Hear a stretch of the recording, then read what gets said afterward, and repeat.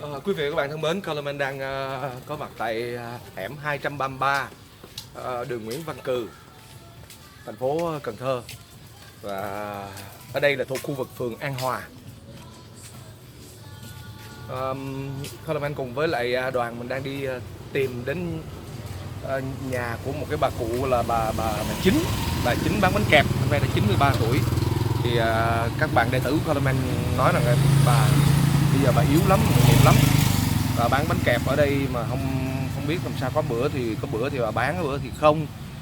Thì sáng hôm nay mặc dù là trời rất là âm u, mưa phùn lắc rắc, nhưng mà Coleman vẫn cố gắng là tìm đến nhà bà để nói chuyện. Và thứ nhất là nói chuyện trao đổi với bà, thứ hai ăn thử bánh kẹp của bà, và thứ ba nữa là giúp đỡ bà một chút xíu, đồng thời làm cái cầu nối để cho tất cả quý vị và các bạn nếu có đi đâu về Cần Thơ mà muốn giúp đỡ những người già neo đơn hoặc là khó khăn thì đây là một trong những cái trường hợp như thế.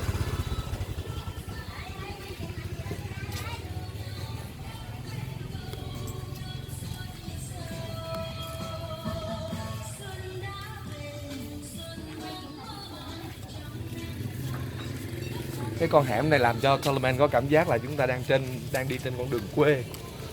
Đó, mọi người nhìn thấy hai bên là vườn cây, vườn chuối, rồi nhìn nó cũ kỹ lắm luôn. Đây những cái vách nên người ta vừa dán bằng những cái tờ poster mà chắc nó cũng xưa ơi là xưa. Đây những cái hàng rào bằng lưới B40. Đi từ đầu hẻm vào trong đây thì Coleman nghĩ là đi thẳng xong rồi đi quẹo trái thì cái hẻm này nó nếu mà vào tới nhà của bà Chính thì đây rồi đây. Cái bánh kẹp thích lắm nè. Đây số 233/39 đường Nguyễn Văn Cừ, phường An Hòa, thành phố Cần Thơ nha. Đúng rồi. Yeah. Đây quý vị các bạn thân mến, Coleman đã nhìn thấy bà rồi. Đây, cái căn nhà của bà chắc là nó bề ngang mình nghĩ chắc chừng 3 mét, không tới 4 mét đâu, dạ 3 mét mấy à. Và nó cũ lắm rồi, chắc cái nhà này chắc là cũng có đến ít nhất là 50 năm quá. Phải không bà? Ở đây lâu lắm rồi phải không bà? Dạ. Bà nướng thì mấy chục năm rồi. Dạ. Dạ bà nướng mấy chục năm. Còn bà ở gần đây luôn hả bà? Bà nhà nhỏ con gái với nhà bà ở trong vùng đai cái trường ở Dạ. đường Bà. Nguyễn Huệ á. Dạ, bà năm nay nhiêu tuổi bà? 74. Vô đi chơi với bà giờ Chính hả? Không, có bà chị ở trong này. Dạ. 74 hả bà? Bà 93 tuổi rồi đó. Bà Chính 93 tuổi rồi. Dạ con chào bà. Bà thấy con không bà? Thấy chứ bà rõ lắm. Làm bánh tỉnh quan. Bà cứ làm đi bà thấy. Bánh kẹp, cái bánh này thích lắm nè, thấy người ta hay chở xe người ta đi bán á. Chở xe đi bán chứ không bằng của bà đâu, bà làm ngon. Dạ làm ngon, cái quan trọng là cái bột á. Dạ. Rồi cái khuôn này chắc là nó cũng phải mấy chục năm. dạ, cái khuôn này chắc mai mốt là con xin bà đưa vô viện bảo tàng luôn quá. Mới có 40-50 năm chứ gì. Dạ. Có khuôn mới đó, là cho khuôn mới nè, không bị xài vậy. Chỉ thích cái khuôn đó thôi. Thôi để dành cái khuôn này bà lại làm kỷ niệm.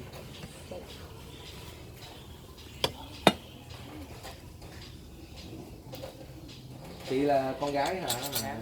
Con dâu. Dạ.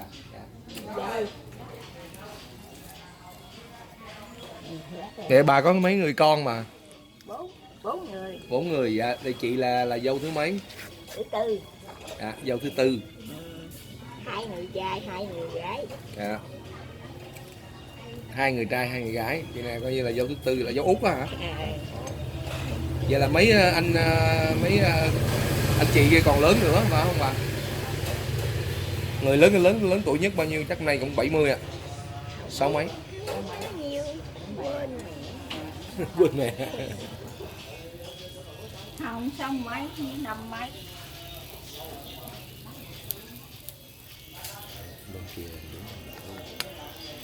Người này vậy thứ tư nè.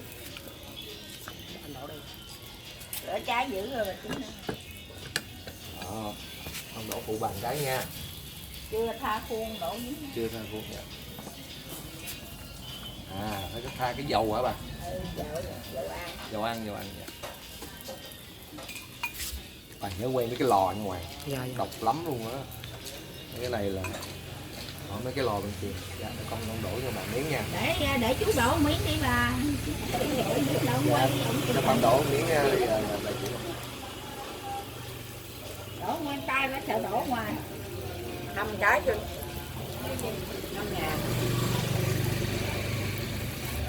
Ủa một cái là 1.000 hả? Cái có 1.000 hả? Trời ơi, cái có 1.000 rồi. Ngày nào chị cũng tới đây mua hả? Dạ. Cảm ơn chị nha. Cái có 1.000 hả? Trung bình ngày mình bán đổ một cái.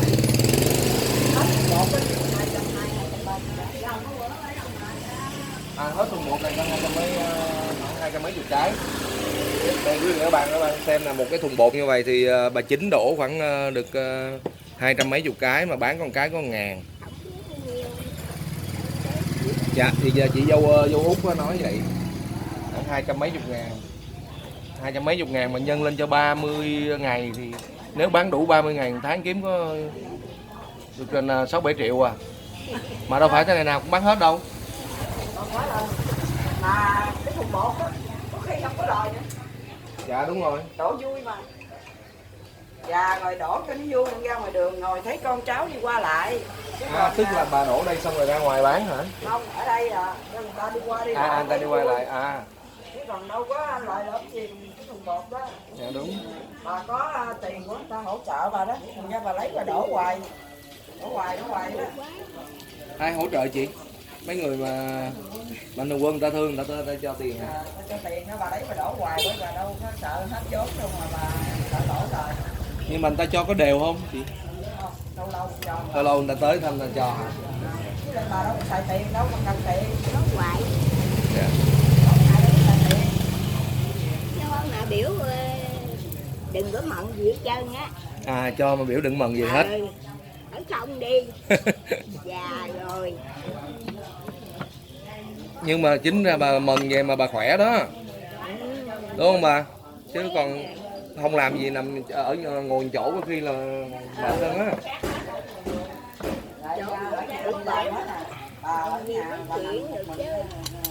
Dạ. Người khác là tại con đó. Ngồi nói chuyện với con á. Để bà cho con đổ thử một cái nha. Con đổ thử một cái nha bà. Nếu mà đổ cái này mà nó chảy ra ngoài thì là con mua hết thùng bột luôn. Không mua ở cũng bán đâu. Dạ nó giỡn chị. Khéo tay lắm.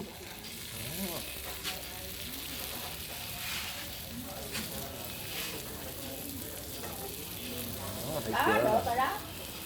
Dạ con pro lắm. Nó đều tay mới được rồi nha. Để làm đâu có khó. Dạ không sao, nếu cái này mà nó không đều em ăn luôn. Bên đây khác rồi Chính ơi. Dạ, coi chừng khác bà Chính ơi. Ở bên đây nè. Chính rồi Chính ơi. Ôi đẹp. Lửa nhiều nữa. Lửa nó hơi lớn á, đúng không bà?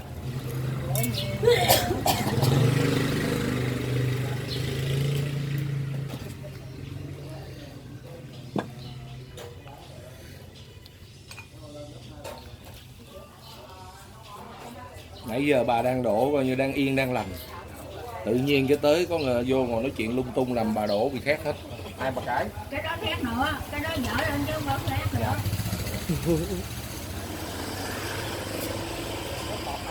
Dở lên chứ không có khác nữa. Tới ngày. Ôi nặng lắm nha. Đúng rồi, nặng. Ôi trời ơi. Đây không quen. Chắc lại. Mình tưởng là nhẹ lắm. Ủa, nặng lắm luôn Nặng lắm á. Khác rồi đó. Rồi khác rồi. Bị phim rồi.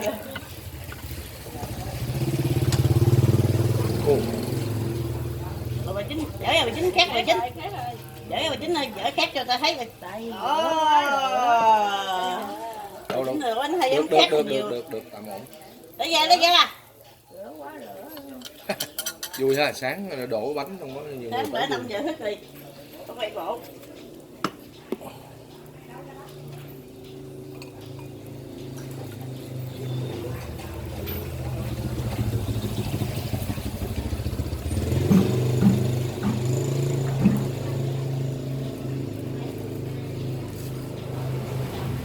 Sáng nay là con để bụng không ăn sáng để ra đây ăn bánh kẹp á.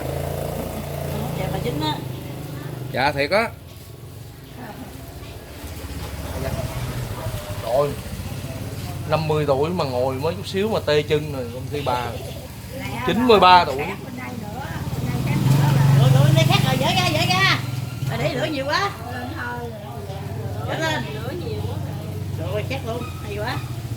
Chết luôn thì Ở nướng khác thì nhiều quá đó. Vàng hết lắm. Có chở không kịp á. Hôm nay là 2 chị về quê, hôm nay tâm sự với bà phải không? dạ.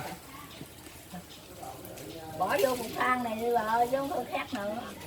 Cái bệnh kìa, cái bệnh bà lấy ra đi, không bỏ vô. Dạ. Chắc là do cái Khá nhiều. Thang cháy nhiều. lạ lửa nó lớn quá đó, lửa lớn chứ không phải. Ồ. Cạn lửa lại cho đừng Than khác. này than gì vậy ta? Than Than đá. Than đá. Dạ. Rồi cái bệnh nữa kìa sâu lên, khác nữa. Cành rồi cái Dở lên, dở hỏng lên đi chú đi khác nữa. Dạ. Nóng lắm nha, cẩn thận nha. Không phải dễ đâu á.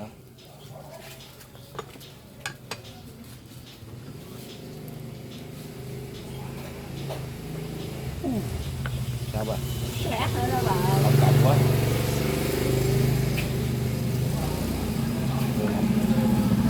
Wow. Dạ, cái đó ngon rồi.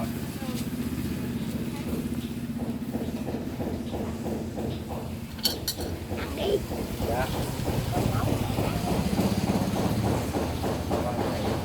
Ồ. Anh là ghiền ăn cái này lắm luôn á, anh đi mà ngoài đường thấy bán á, anh Nư hay mua về mấy đứa nhỏ ăn. Nó giòn giòn. quán bánh ngon béo.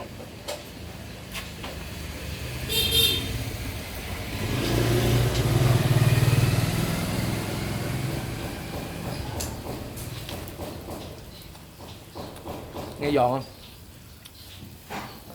Để muỗng còn giòn. Bột là thơm ngon quá ta. Giờ nhưng mà giờ bột là ai làm? Bà cũng làm Bà bột. làm luôn. Ai Bà làm? làm không á.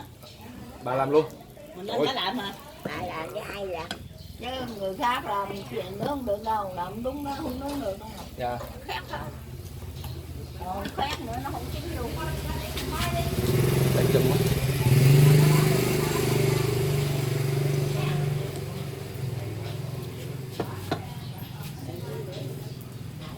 Ai đã ăn sáng rồi thì không được ăn bánh. Ô, bán luôn bánh này là gì?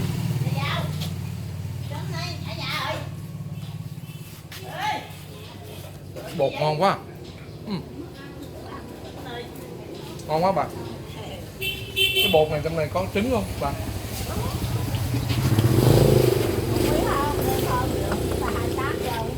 Nó là bột gì bà? Bột gì? Bột này là bột gì? Bột gạo. Bột gạo. Rồi bà pha với gì? Bột gạo với bột mì. Dạ. Mì trinh nữa. Dạ. Rồi trứng. 2 kg bột gạo. Dạ. Nửa ký mì trinh. Dạ. 2 kg bột gạo, nửa ký mì trinh. Bao nhiêu cái trứng mà? 10 hộp. 10 hộp gà. 10 hộp vịt. Một hộp vịt hả bà? Chứ không hộp gà. Hộp vịt chứ phải hộp gà. Dạ, Vịt 10 nó hộp ngon vịt. lắm. Cái mà bánh nó mới đẹp. Dạ.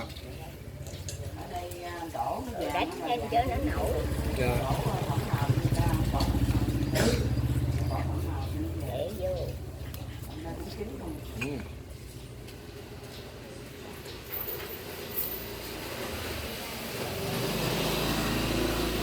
Bà còn nhớ bà sinh năm 1900 mấy không? Bà nhớ bà sinh năm 1900 Không nhớ con. dạ. 1900 Bà dốt. 20 mấy. Biết chữ nghĩa gì? Ồ. Cha mẹ đó nghèo đó có ăn hả? 21 gì năm nay bà 93 tuổi. Dạ. Rồi biết 93 Năm 1925. biết 93 gì thôi. Cộng lẹ chưa? Đúng rồi. Vậy là bà bằng tuổi bà ngoại con á. Vậy hả? Dạ. Ý. Lớn hơn chứ, lớn hơn.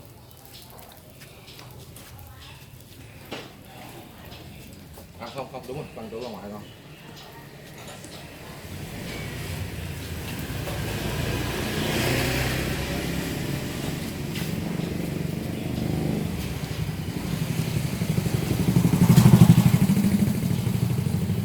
Số người mỗi số Dạ. thích lao động. Chứ con cái cũng nuôi chứ đâu ai đâu mà Dạ. bà thích lao động, bà thích sống mình. À mới vui á. Rẻ nè. Rồi. Dạ rồi bà chính rồi.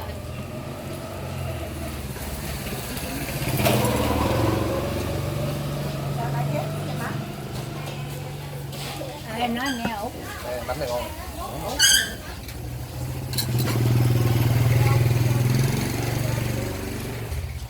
Nhỏ anh ấy mua nhà nữa.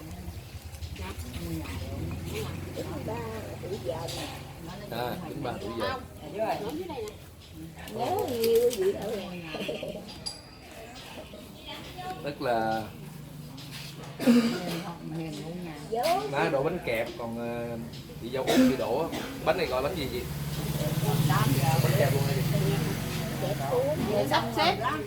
Trời ơi, về dưới đông người lắm. Mấy chú nó đồ gai nhóc.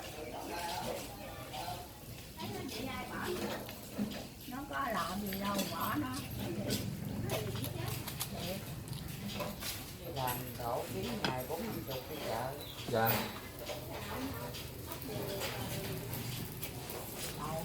Măng À, dạ, trong dạ, 10 năm rồi. Chết sống luôn.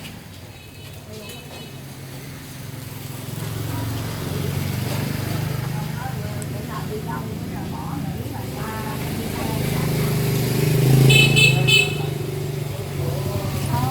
Nó tới thời gian này nó hết rồi.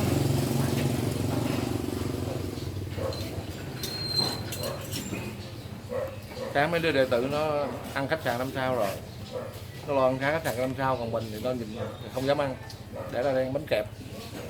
Cuộc đời sao nó bất công quá trời. Quá, Nhà bánh kẹp là ngon hơn. ăn gia vị quá trời, lâu lâu ăn miệng bữa là Dạ. ngon hơn. Giờ mấy các bạn kia nó muốn ăn được đâu được ăn đâu, đâu có cho đâu ăn.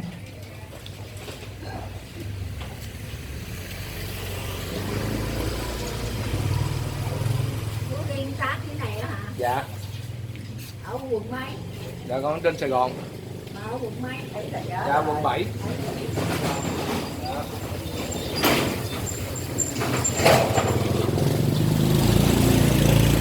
Cái nhà này là chắc là bà ở từ bé luôn hay gì?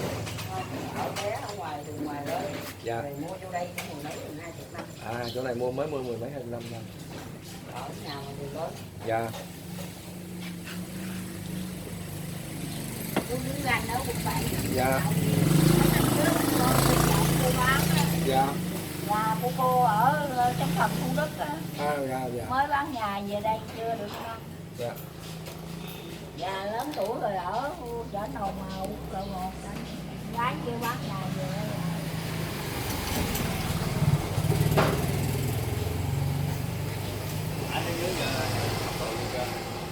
đây rồi. Rồi về tới 8 giờ mới tới. Tại thôi à. Mấy chú nó đồ ra này giống là ba đó em nó còn ăn dễ thôi thôi ở đó luôn. Cái bánh này 1.000. Xong rồi đi vô ngoài đường mua cái bánh này 3.000 đến 2.000. Nhưng mà không có mua cái này. À, Bây giờ có được. tức là mình giao cho người ta 1.000, Không, mình bán cho người ta 1.000. nhưng người ta ra người ta bán 3.000. Không, người ta tự làm, người ta bán ở ngoài chợ nhóc. Dọc Rồi. đường có, nhưng mà cái hương vị này kiếm không có. Dạ. Tại Đúng vì em người ta làm thấy. đâu có mình làm khác người ta, Dạ. cho nên là không có cái hương vị này. Mà cái bánh này cũng vậy, cái bánh kẹp cuốn này cũng vậy. Dạ. Người ta bán rẻ hơn trong đây bán, Dạ. nhưng mà cũng không có cái hương vị này. Dạ. Nó vậy đó. Do cái bột ha, do cái cách pha bột đó không chị? Do cái cách làm và cái cách bột, cái cách người ta làm bột. Dạ. đây Mặc dù công thức thì ai cũng biết, nhưng mà ở về đâu có ai giúp bà. pha thì ra thì nó lại không ngon. Chén tụi nó nhà. Dạ. Ở khi bà mình lên á, mình làm con này bà đã ngừ rồi. Thấy không? Vô làm ta lấy thôi khỏi là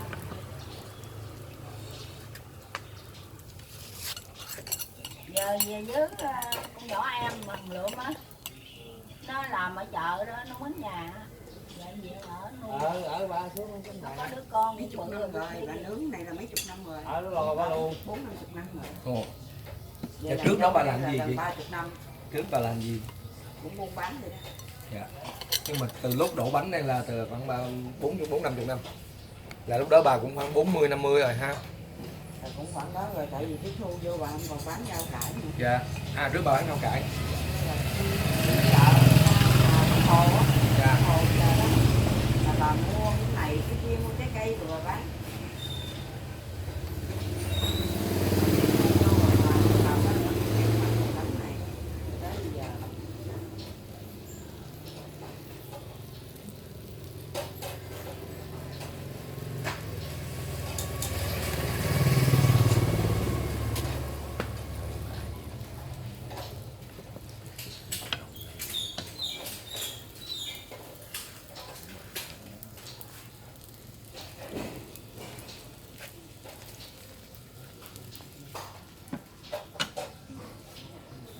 Hôm nay không có mang cái máy ảnh. Nay mang mấy cái ảnh mà chụp cái hình chân dung này đẹp lắm.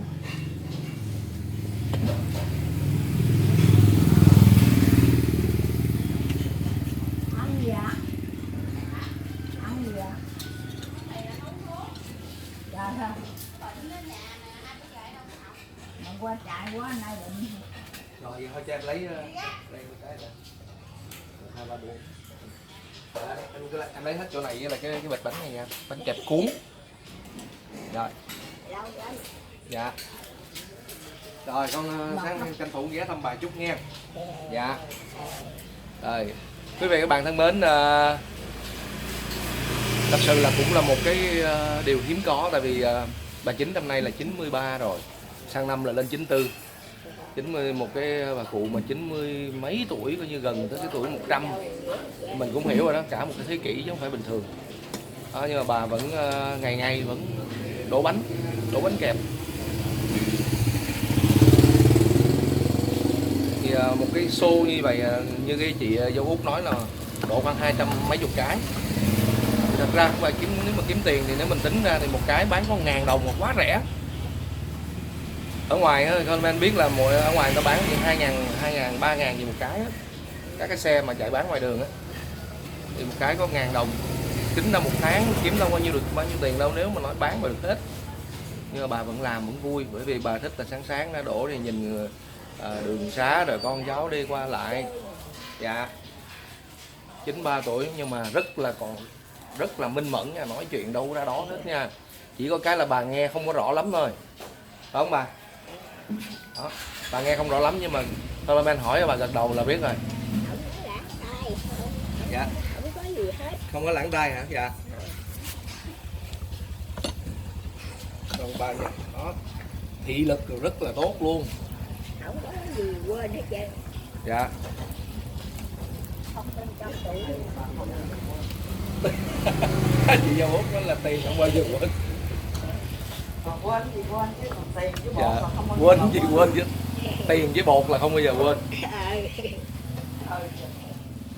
Đó, như mẹ con năm nay cũng 80 mấy á, dạy cũng hay lắm. Mẹ con thì nằm chỗ rồi nhưng mà buồn cười lắm, cũng không bao giờ tiền không bao giờ lộn nha. không lộn tiền đâu. Dạ, hay thiệt luôn á. Hết tiền kỹ lắm.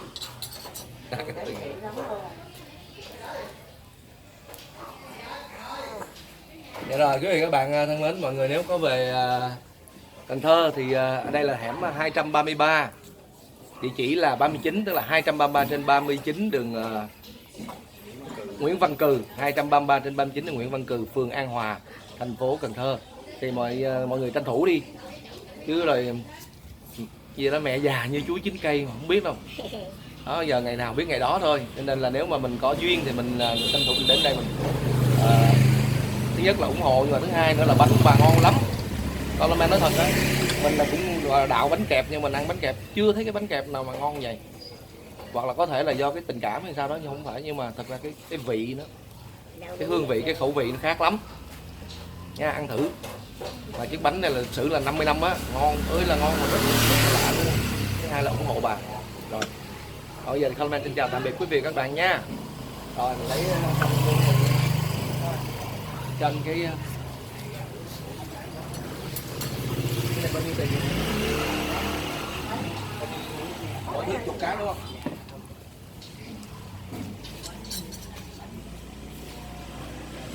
Đây để em trả tiền bánh nha. Dạ, đây em. Rồi con trả tiền bánh đây là thưa chị 20.000. Còn cái này con gửi con biếu bà mua bột nha. Đây. Dạ. Rồi. Dạ. Để bà con thơ đó mua bột. Dạ. Dạ để bà mua bột, lâu lâu con có gì con xuống con ghé thăm bà nhé. Dạ.